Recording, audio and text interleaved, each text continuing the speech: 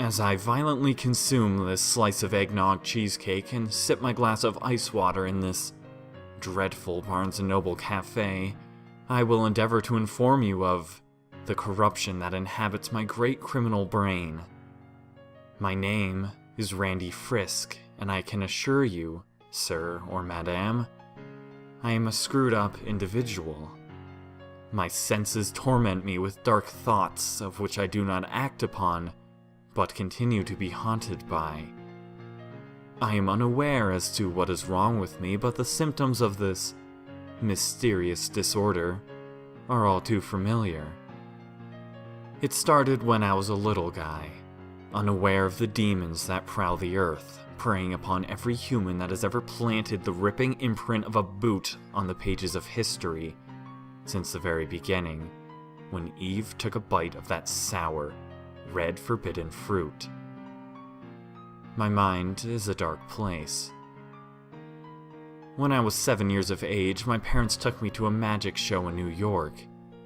The magician displayed a large tank on stage, filled to the unforgiving brim with water, accompanied by 3 black-tip reef sharks, a pair of heavy-duty handcuffs secured to his wrists, along with an additional set at his ankles. He was then suspended upside down above the tank by a rope, which was set aflame. He had approximately 2 minutes to escape before plummeting into the carnivore-infested depths below. I find a considerable amount of humor in this true story because, well, he didn't escape in time, and fell into the water and was instantly devoured by the previously mentioned ravenous beasts. However, I'd like to note that as he fell, a deck of cards fluttered out of his pocket, and one, the Jack of Spades, landed directly in front of my seat. I picked it up, hid it from view, and walked out with it, along with the rest of the panicking audience. I still have that card. I carry it with me wherever I go. That card, the Jack of Spades, for me at least, represents death and dying in the most gruesome of manners.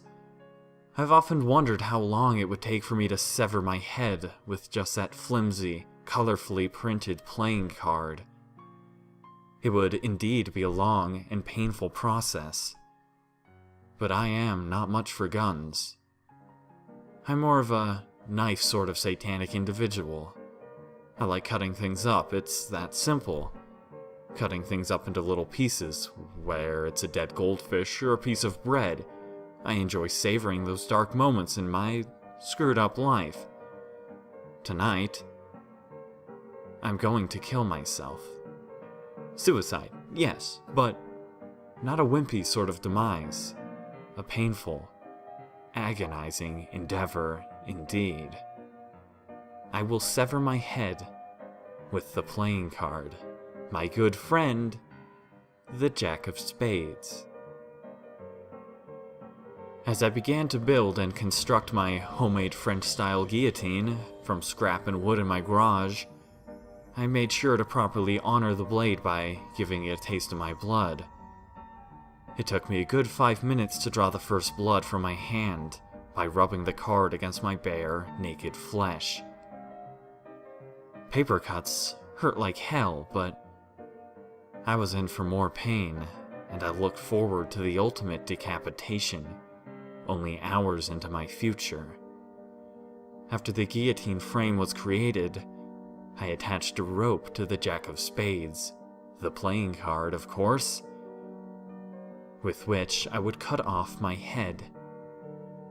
I raised it up to the top of the mast and dropped it. It fell onto my neck. No pain.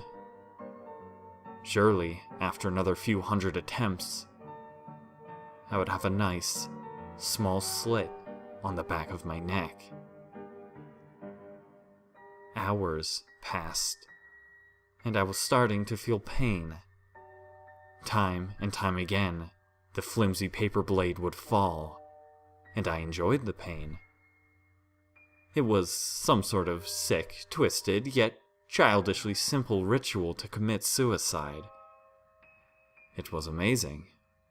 It was a great feeling knowing my life would end and my body would begin decomposing in only a matter of hours. I had a nice slit on the back of my neck, and it kept cutting deeper into my fat, sausage-thick neck. It was almost like a repetitive, yet painful, voluntary orgasm of blood. It was incredible. Screaming with pain, I was down to the bone. My spine was visible and the blood did flow through the cracks in the concrete inside my garage.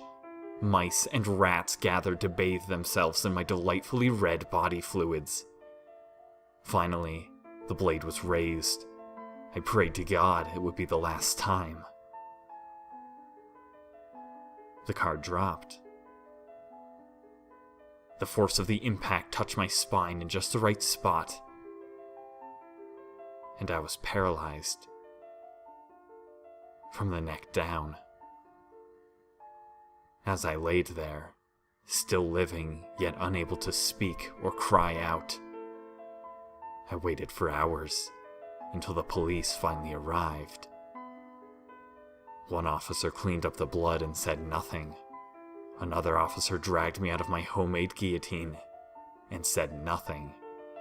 The final officer entered, eyes gazing at me.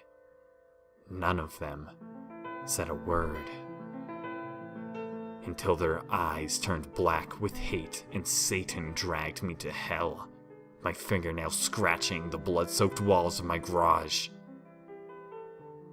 Then, my neck broke, and I was cast into eternal flames of darkness.